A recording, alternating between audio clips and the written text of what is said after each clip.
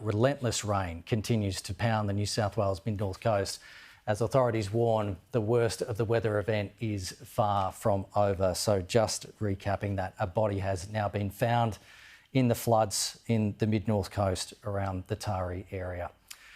Joining me live now is Cundletown resident Anna Godfrey. Anna, are you there? Can you hear us okay?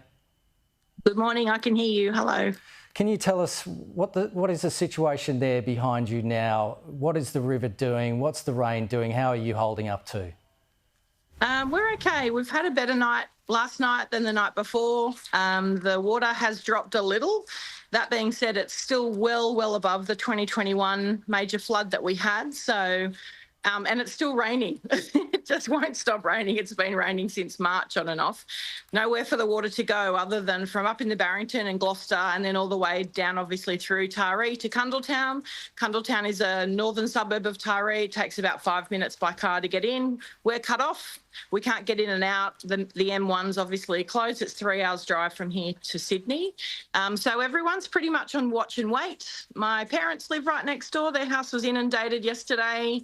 So some people hopefully might be able to start assessing what's going on today. Hopefully, if the catchments still aren't too full, the river will be able to cope with a bit more of the water, and we will see the rising stop, which has just been incredibly stressful. And you're just not sure what's going to happen next. We've evacuated all of our furniture, and then it's just pretty much watch and wait. Heart goes out to all of the families and friends and people in our community that have lost everything.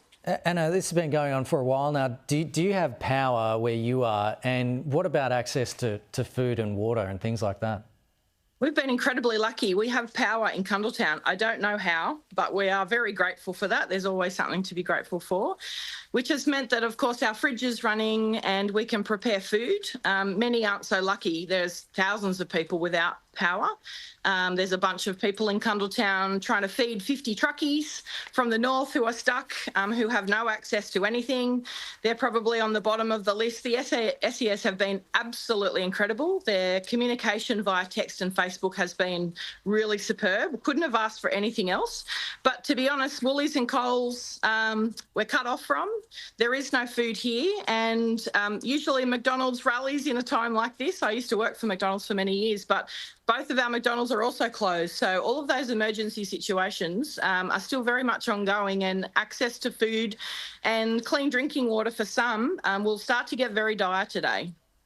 So how long do you think you've got before you'll need to call people for resupply? I think that we'll be okay probably for another 24 hours, but I know there were lots of Facebook posts last night for people asking for, has anybody got some bread or some milk, or especially with young children. So we're hoping today that it's going to go down a bit. If we can get back into town, that situation will be solved. But I'd say the next 24 to 48 hours is now pretty dire. And so we need some leadership quickly from all states of powers of government. Hopefully that the red tape does not stop. We don't want another Lismore here.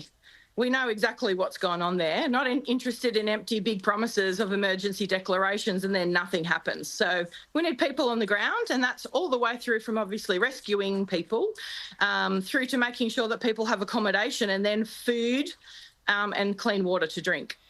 Anna Godfrey, we really appreciate your time this morning. Good luck. We're thinking of you guys. Thank you very much.